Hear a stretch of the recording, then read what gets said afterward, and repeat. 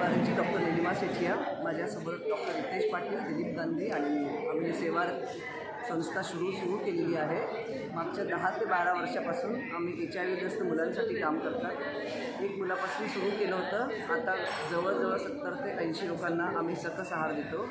त्याच्यासोबत रोज जेवणाचे पॅकेट पण असतात.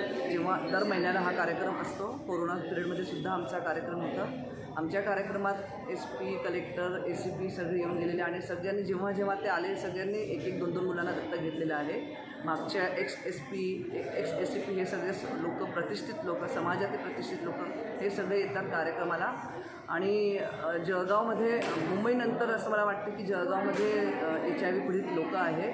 आता आम्ही 100 मुलांपर्यंत पोचलेलं आहे. पुढे अजून लोकांच्या मदतीने पुढे पोहोचवायचे आहे. त्याच्या व्यतिरिक्त आम्ही या लोकांना 50 ते 60 शिलाई मशीन दिलेल्या आहेत. आणि यांना जेव्हा मेडिकल फॅसिलिटीजची गरज भासते तेव्हा आम्ही यांना मेडिकल फॅसिलिटीजसुद्धा दिलेल्या आहे. रक्ताची गरज भासली तर रक्त, कोणाचं डोळ्याचं ऑपरेशन करायचं आहे, कोणाला शाळेत ॲडमिशनचं, कोणाला गणवेश घ्यायचे आहे. याच्या व्यतिरिक्त सेवारत परिवारांनी 5000 मराठी गावात 5000 झाडं लावलेली आहे. तिथे 5 वसतिगृह तयार केलेलं आहे. 6-7 वर्षापूर्वी महाराष्ट्र दुष्काळ घोषित केलं होतं तेव्हा आम्ही 2 इटावा आणि यावलमध्ये 2 बोरिंगसुद्धा लावलेल्या आहे. माझ्यासोबत चंद्रशेखर नेवे जोडलेले आहे. त्यामुळे इतक्या प्रशासनाच्या लोकांपर्यंत मी पोहोचू शकते.